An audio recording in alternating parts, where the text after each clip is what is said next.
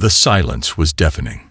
Dr. Elena Rodriguez pressed her palm against the reinforced glass, watching the massive alien vessels hover motionless above the city. Sunlight glinted off their obsidian surfaces, angular and impossibly smooth, a technology so advanced it seemed to defy the basic laws of physics. 36 hours had passed since the first ships appeared. 36 hours of global paralysis, of breath held collective and tight. The scientific community had been thrust into an unprecedented moment of first contact, and Elena knew everything would change. Her workspace at the International Science Coordination Center buzzed with nervous energy. Holographic displays flickered with incoming data streams, each screen a kaleidoscope of information gathered from satellites, ground sensors, and hastily deployed observation networks. Colleagues moved with a combination of terror and exhilaration, their fingers dancing across interfaces that seemed inadequate against the technological marvel suspended in the sky. "The spectral analysis is unlike anything we've ever recorded," murmured Dr. Michael Chen, leaning over a complex array of quantum imaging equipment. His fingers traced a wavelength pattern that seemed to pulse and shift, defying traditional understanding of electromagnetic radiation. Elena nodded, her mind racing. The alien vessels weren't just technological marvels. They were living contradictions. Each scan revealed layers of complexity that suggested these weren't mere machines, but something closer to organic technology. Biomechanical structures that breathed and responded, that seemed to have a consciousness beyond human comprehension. A sudden alert flashed across the primary communication board. The first official transmission was incoming, not from military channels, but directly to scientific research centers across the globe. Elena's team had been preparing for this moment, developing advanced linguistic and communication decoding protocols that pushed the boundaries of computational linguistics and xenosemiotics.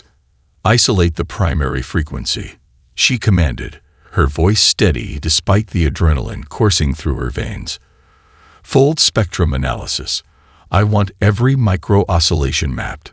The transmission began as a series of complex harmonic tones that seemed to resonate beyond traditional sound waves. It wasn't just a message. It was a mathematical symphony, a communication that existed simultaneously as sound, data, and something entirely unknown. Dr. Amira Khalid, a quantum communication specialist, leaned forward. "These aren't just frequencies," she whispered. "They're computational matrices. Each tone contains multiple layers of information." The team worked with furious concentration. Supercomputers around the world began processing the transmission, creating intricate models that attempted to unravel its complexity. What emerged was both terrifying and fascinating. A communication that was part language, part computational instruction, and part something that defied current scientific understanding. The message was clear, even if its full meaning remained elusive. The Zorgax Imperium had arrived. They weren't here to negotiate. They were here to claim. Outside, the city continued its strange, suspended animation. People moved in shadows, watching the sky, aware that something fundamental had changed. Traffic had become sporadic, communication networks were overwhelmed, and a sense of collective uncertainty hung in the air like thick fog. Elena understood something her colleagues were only beginning to realize. This wasn't just a potential invasion. This was a moment of species-level transformation. Humanity would either adapt or be erased. "We need a comprehensive response protocol," she announced, turning to her team. "Not a military strategy, a scientific one." The transmission continued, a relentless pulse of information that seemed to challenge the very fabric of human understanding. Each decoded segment revealed more about the Zorgax, their technological capabilities, their hierarchical societal structure, and most critically, their fundamental misunderstanding of human potential. They saw Earth as a resource to be claimed, a civilization to be categorized and controlled. What they didn't understand was the unpredictable nature of human innovation, the capacity for rapid adaptation that had defined the species' entire evolutionary journey. Dr. Chen looked up, a spark of determination in his eyes. "They've given us something remarkable," he said. a complete communication matrix that we can study, analyze, and ultimately understand. Alina smiled. The first battle would be fought not with weapons, but with understanding. And in that arena, humanity had always excelled. The converted warehouse on the outskirts of Mumbai hummed with an energy that defied the global sense of impending doom. Workstations lined every available surface, each a complex ecosystem of technology and human creativity. At the center of this makeshift innovation hub, Vikram Mehta adjusted his augmented reality glasses, lines of code reflecting in their transparent surface. "We're not just building a defense," he muttered to Sarah Williams, a former NASA systems engineer who had flown in from Cape Canaveral. "We're constructing an entirely new approach to technological adaptation." Their team represented a microcosm of global cooperation. Engineers from 12 different countries worked side by side, their communication transcending traditional language barriers through a combination of advanced translation software and shared scientific passion. Holographic displays flickered with real-time data from research centers around the world, each screen a window into humanity's collective problem-solving effort. A breakthrough came unexpectedly. One of the junior researchers, a recent graduate from a technology institute in Seoul, noticed an unusual frequency pattern in the alien communication intercepts. What initially appeared to be random noise revealed itself as a complex computational language, a discovery that sent waves of excitement through the research team. "Look at this," called out Dr. Hiroshi Nakamura, zooming in on a molecular simulation. "The alien technology doesn't just process information. It communicates on a quantum level we've never seen before." The warehouse transformed into a crucible of innovation. Prototype devices emerged that seemed to blur the line between scientific research and science fiction. A compact device no larger than a smartphone could now disrupt alien communication frequencies. Another prototype created localized electromagnetic fields that could potentially interfere with the alien vessel's advanced navigation systems. Sarah Williams worked on a particularly ambitious project. Drawing from her NASA background, she was developing a modular defense system that could adapt in real time to changing alien technological signatures. "Adaptive response is our greatest weapon," she explained to the team. "The Zorgaks expect predictability. We'll give them chaos." Vikram's team focused on computational decryption. They had discovered that the alien communication matrix contained layers of information, each frequency a complex mathematical equation that seemed to change its own parameters. It was like trying to solve a puzzle where the pieces constantly reshaped themselves. "Traditional computing can't crack this," Vikram explained during a global video conference. "We're developing quantum neural networks that can anticipate and respond to these dynamic information structures." Outside the warehouse, the world continued to change. Major cities had transformed into fortified zones, with emergency protocols turning urban centers into potential defensive positions. But the real defense was happening here, in laboratories, research centers, and improvised innovation hubs across the globe. A breakthrough came from an unexpected source. A team of biologists discovered that the alien technology shared surprising similarities with certain biological communication systems found in complex neural networks. What the Zorgak saw as pure technology, humans recognized as a form of living communication, a perspective that opened entirely new avenues of research. Dr. Elena Rodriguez joined the video conference, her excitement palpable. "We're not just defending," she said. "We're learning. Each moment of analysis brings us closer to understanding a completely alien form of intelligence." The team worked in shifts, their determination fueled by a combination of scientific curiosity and survival instinct. Collaborative platforms allowed researchers to share insights instantaneously, creating a global brain of scientific innovation. Machine learning algorithms processed incoming data, identifying patterns that human researchers might have missed. By the third day, they had developed a preliminary defense protocol. It wasn't a weapon in the traditional sense, but a complex system of adaptive responses. Vikram demonstrated a prototype device that could create localized quantum interference fields, potentially disrupting the alien vessel's advanced guidance systems. They expect a linear response, Sarah said, reviewing the initial test results. We'll give them something completely unpredictable. As night fell, the warehouse continued to buzz with activity. Outside, the alien vessels remained suspended in the sky, a constant reminder of the challenge humanity faced. But inside this space of innovation, hope was taking shape. Piece by piece, line of code by line of code, humanity was building its response. Vikram looked up from his workstation, catching Vikram's eye. No words were necessary. They both understood what was at stake. This was more than a scientific challenge. This was a moment that would define their species' future. The underground communications center beneath Tokyo felt more like a nerve center of global resistance than a hidden bunker. Screens flickered with encrypted messages, each one a small act of defiance against the alien occupation. Keiko Sato adjusted her headset, her fingers dancing across a complex network of interconnected communication systems. What the Zorgax failed to understand was the fundamental nature of human connectivity. Their invasion assumed a hierarchical response, a centralized defense that could be systematically dismantled. Instead, they encountered a completely different paradigm. Humanity didn't have a single point of failure. They had a million points of adaptation. Network stability at 87%, Keiko announced to her team. A group of programmers, hackers, and communication specialists from around the world worked in seamless collaboration. Their mission was simple yet incredibly complex: disrupt, confuse, and ultimately outmaneuver the alien communication systems. A message pinged from a resistance group in Brazil. They had discovered a way to piggyback on the alien communication frequencies, creating false signal cascades that would send Zorgax reconnaissance units on wild goose chases. Another team in Nigeria had developed a sophisticated disinformation campaign that exploited the aliens' rigid thinking patterns.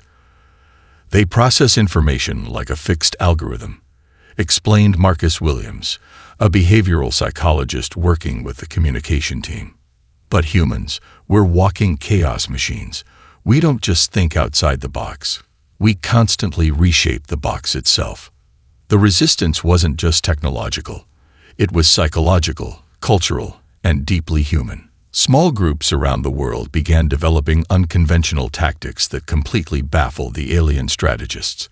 A network of artists in Berlin created elaborate digital art installations that, when viewed from specific angles, transmitted complex coded messages. Street performers in New York turned public spaces into living communication networks, using choreographed movements to share critical information. In the mountains of Peru, an indigenous community used ancient communication techniques combined with modern technology. They created a sophisticated warning system that could transmit messages across vast distances using a combination of traditional signal fires and modified satellite communication devices.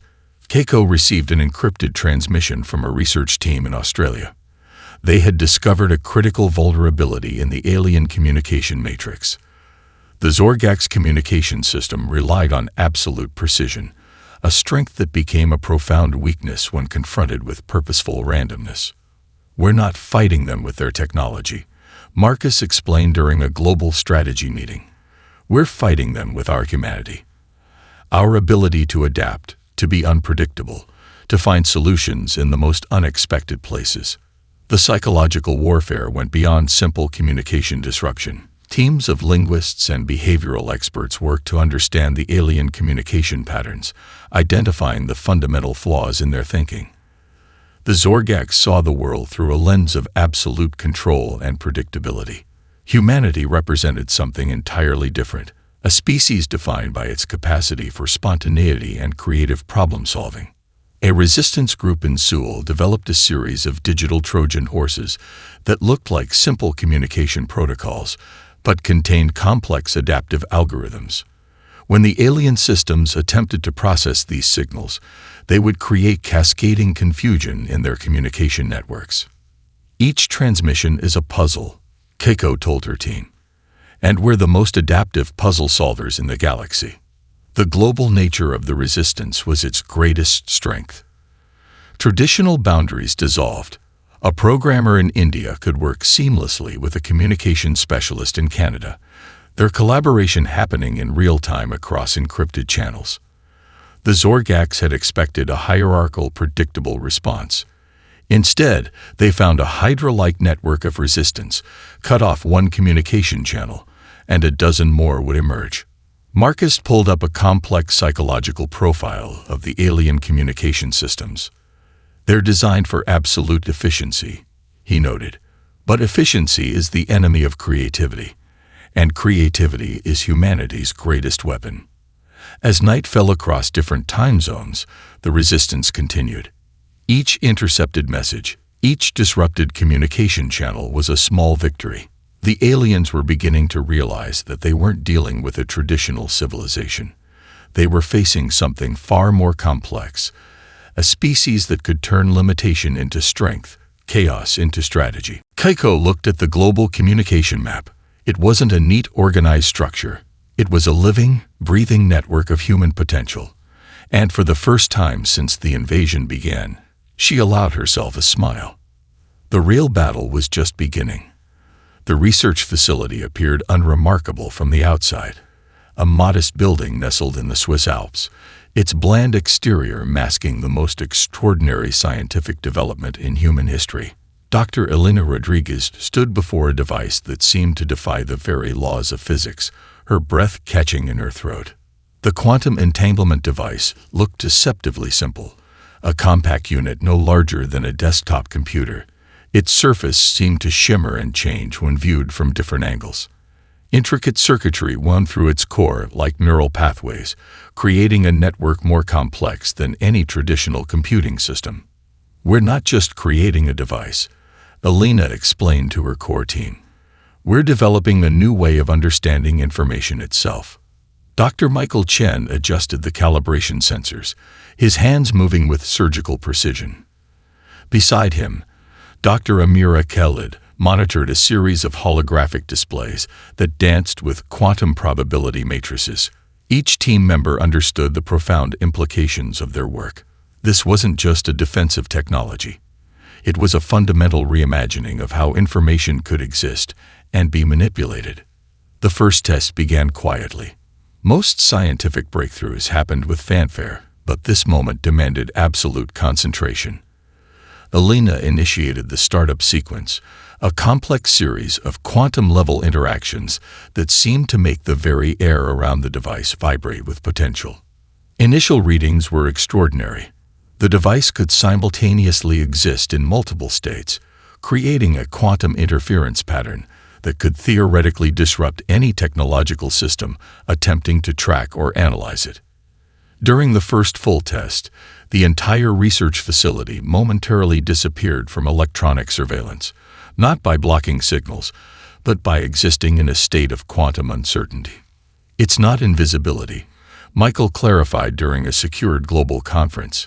"It's more like simultaneous existence across multiple potential states." The breakthrough came from an unexpected convergence of disciplines. Quantum physicists worked alongside neuroscientists. Computer engineers collaborated with linguists, and theoretical mathematicians found common ground with communication specialists. The device represented more than a technological achievement. It was a testament to human collaborative potential. Dr. Khalid's research had been crucial. Her work on quantum communication patterns had revealed that information itself could be a form of adaptive intelligence. The Zorgax communication systems were rigid and predictable. This new technology introduced an element of fundamental uncertainty. Imagine a communication system that can simultaneously exist and not exist, Amira explained. A message that is both sent and unsent until observed. The very act of interaction changes its fundamental nature. The team worked in shifts, pushing the boundaries of their understanding. Each test revealed new layers of complexity. The device could not only disrupt alien technological systems, but could potentially create communication channels that existed beyond traditional understanding of information transfer. A breakthrough came during a seemingly routine calibration. The device momentarily created a communication bridge that seemed to transcend physical limitations. For a fraction of a second, the team received data fragments that suggested something profound: the ability to communicate across quantum states. "We're not just developing a defensive technology," Elena told her team. "We're opening a window into an entirely new way of understanding communication and existence." The global scientific community watched with a mixture of excitement and apprehension. This was more than a technological development. It was a fundamental challenge to how intelligence could be understood. The Zorgax had arrived with technology they believed was insurmountable. Humanity was proving that innovation knew no limits. External pressure mounted. Military advisors wanted immediate weaponization. Political leaders demanded rapid deployment. But Elena understood that true innovation couldn't be rushed. Each calibration, each test was a delicate dance of possibility. "We're writing a new chapter of human potential," she would often say. "Not just in how we defend ourselves, but in how we understand the very nature of information and existence." As night fell over the research facility, the quantum device continued its silent work. Probability matrices shifted. Quantum states danced between possibility and certainty, and humanity stood on the brink of a technological revolution that could change everything. The device hummed, a sound that was both presence and absence, a metaphor for the extraordinary potential of human innovation. The sky above the Pacific became a canvas of technological warfare. Experimental aircraft, cobbled together from commercial drones, advanced military prototypes, and improvised technological adaptations, darted between massive alien vessels like schools of adaptive, intelligent fish. Commander Rebecca Jensen gripped the control interface of her modified fighter, a machine that was less a traditional aircraft and more a living, breathing extension of human ingenuity. The craft's systems integrated quantum communication protocols developed by Dr. Rodriguez's team, allowing for communication methods the Zorgax could never anticipate. Adaptive Response Protocol Engage, her co-pilot, Marcus Rodriguez, called out. They weren't just flying. They were conducting a complex dance of technological improvisation. The battle had transformed from a traditional conflict into something entirely unprecedented. Human forces used terrain, unexpected technological adaptations, and psychological warfare in ways the Zorgax could never predict. Mountain ranges became defensive positions. Urban landscapes transformed into complex navigation challenges. Every environment became a potential weapon. A squadron of modified commercial drones, their systems upgraded with experimental AI targeting protocols, moved in a synchronized pattern that defied traditional military formation. Where the Zorgax expected linear movement, they encountered a fluid, almost organic approach to aerial combat. Dr. Elena Rodriguez monitored the engagement from a global coordination center. Her quantum communication device had proven to be more than a defensive tool. It was fundamentally changing how human forces could operate. Information flowed differently now. Communication was no longer a linear process, but a multidimensional exchange of potential states.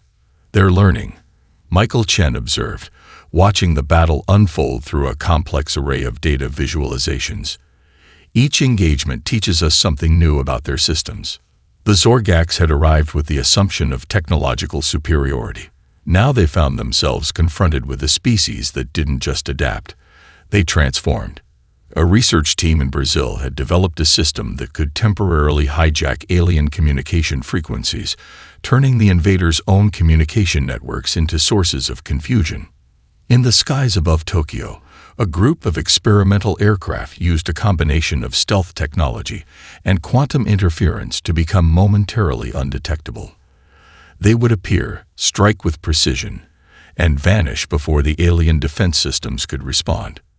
"It's not about overwhelming force," Commander Jensen explained during a global strategy briefing. "It's about creating uncertainty, making them question every assumption." The psychological warfare was as important as the technological battle.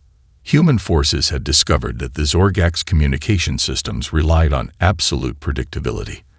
By introducing elements of randomness, of unexpected behavior, they could create cascading failures in alien strategic planning. A team of network specialists in Seoul had developed a series of communication protocols that looked like standard transmissions but contained complex adaptive algorithms. When alien systems attempted to process these signals, they would create internal confusion. Dr. Amira Khalid's research on quantum communication had proven crucial. The communication systems they had developed didn't just transmit information, they transformed it. Each transmission was a puzzle, each interaction a potential point of strategic advantage. The battle moved beyond traditional understanding of warfare. Urban centers became complex navigation challenges. Natural terrain transformed into strategic defensive positions. A mountain range could become a communication relay. A city block could become a complex navigation puzzle. "We're not fighting with their technology," Marcus Rodriguez noted. "We're fighting with our understanding of possibility." Experimental aircraft moved in patterns that seemed to defy traditional physics. They would appear and disappear, strike with precision, and vanish before traditional tracking systems could respond. Each engagement was a learning moment, each conflict an opportunity to understand the alien technology at a deeper level. The Zorgax had expected a linear, predictable response. Instead, they found a species that could turn limitation into strength, uncertainty into strategy. Their rigid technological systems began to show fundamental weaknesses when confronted with human creativity. As the battle continued, something profound became clear. This wasn't just a conflict about survival. It was a fundamental confrontation between two different approaches to intelligence. The Zorgax represented a form of intelligence based on absolute control and predictability. Humanity represented something far more complex, a living, breathing, constantly adapting system of potential. Commander Jensen looked out over the battlefield. The sky was no longer just a space of conflict. It had become a canvas of human potential. The real battle was just beginning. Deep within the central command vessel of the Zorgax Imperium, a profound unease spread through the hierarchical leadership. The massive chamber, constructed from living metal that pulsed with complex communication pathways, now vibrated with an unprecedented emotion: uncertainty. High Commander Zara Vex stood at the central observation platform, her multifaceted eyes scanning the holographic representations of their ongoing Earth campaign. What had been projected as a simple planetary acquisition was transforming into something far more complex, a challenge to the fundamental understanding of technological superiority. "The human response defies all predictive models," she announced to the gathered leadership council.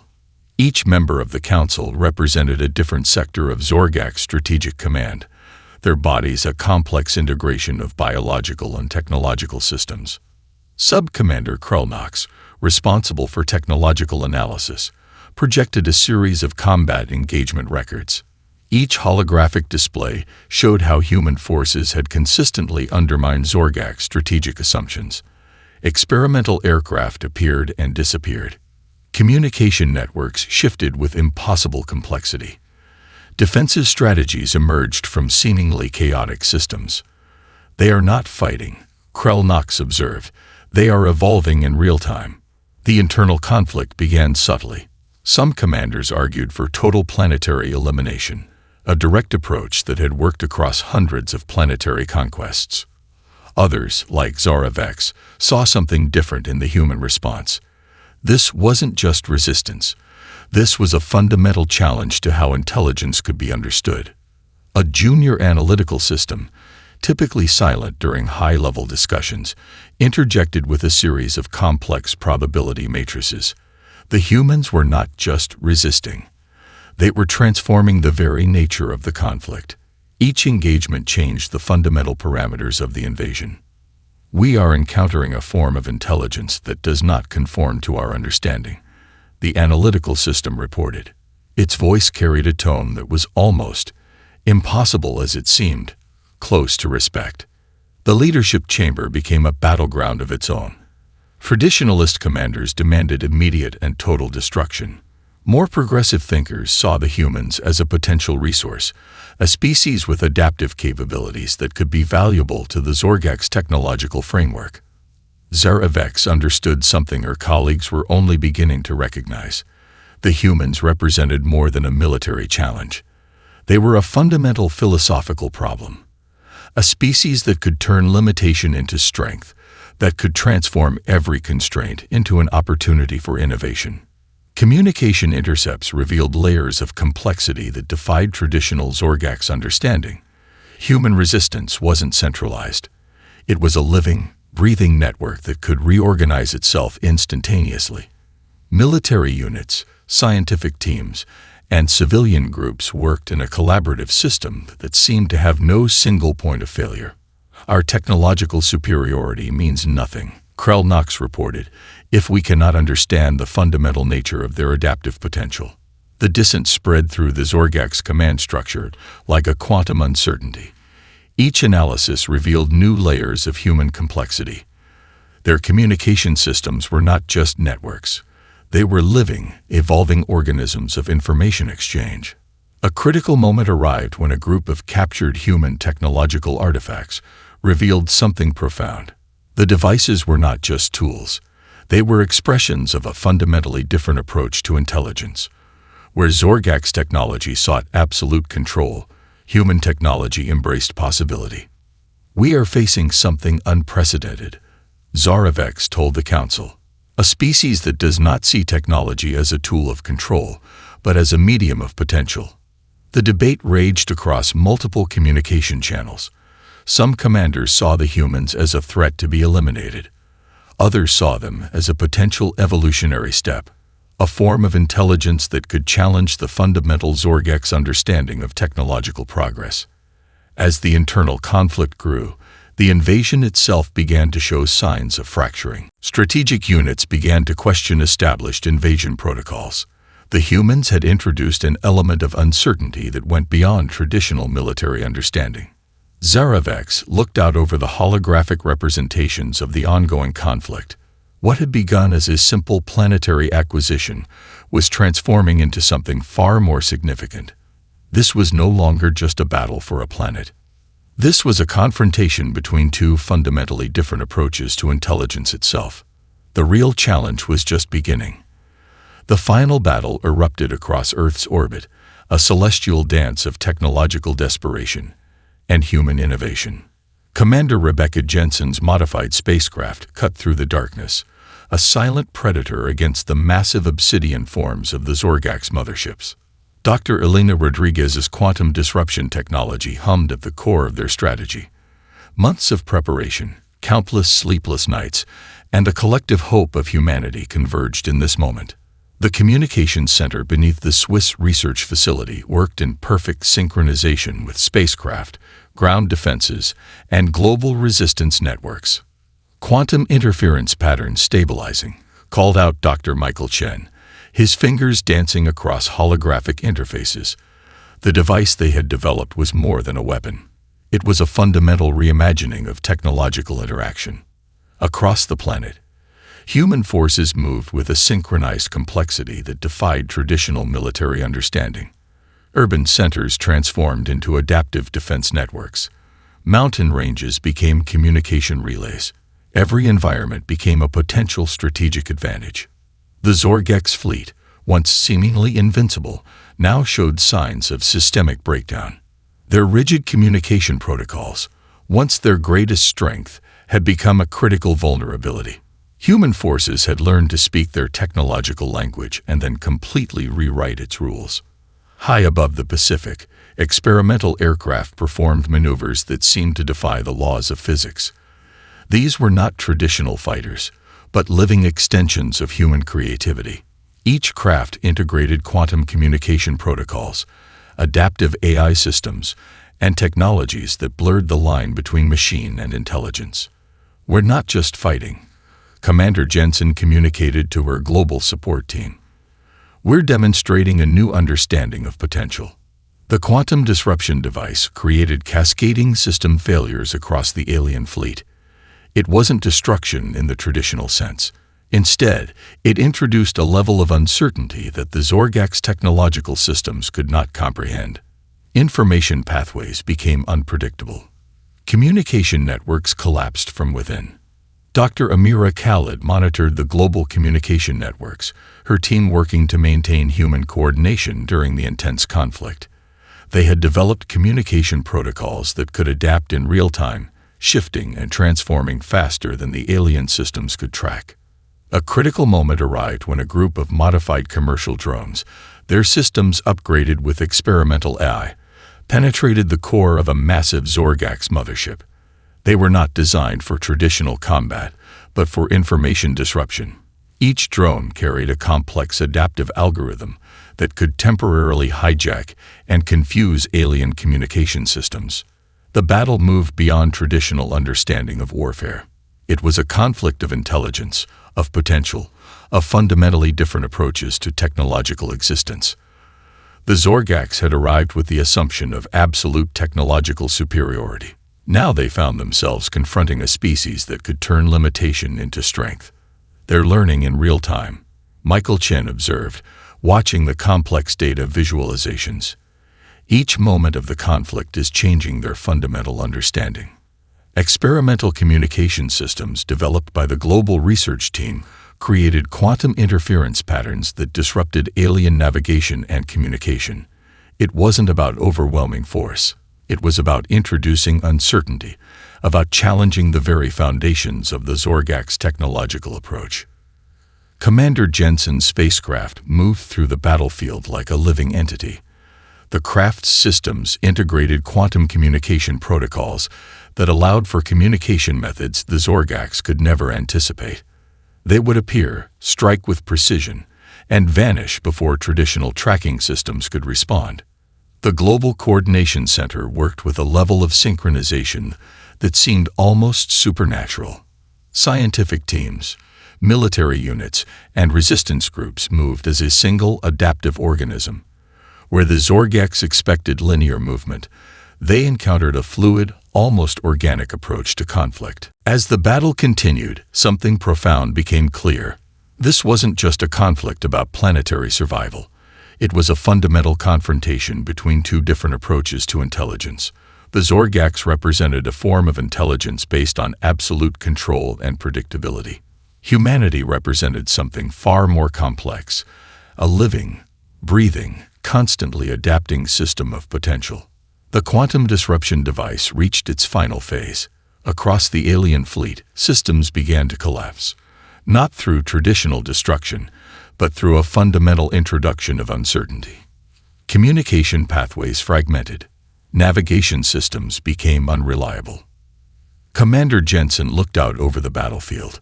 The darkness of space became a canvas of human potential. The final victory was about more than defeating an alien invasion. It was about demonstrating the extraordinary potential of human innovation. The world looked different in the aftermath. Cities that had been battlegrounds now buzzed with a new kind of energy, a global unity that had emerged from humanity's greatest challenge.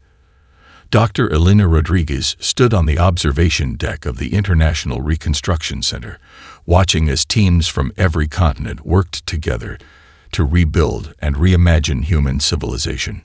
The surviving Zorgax visitors had become unexpected guests, their massive vessels now transformed into research facilities and collaborative learning centers. What had begun as an invasion had become the most profound cultural exchange in human history. Scientists from around the world worked alongside the alien researchers, each group learning from the other in ways no one could have predicted. "We're not just recovering," Elena explained to a group of international leaders. "We're evolving." The technological leaps made during the conflict had transformed every aspect of human society. Quantum communication technologies developed during the invasion now formed the backbone of a new global information network.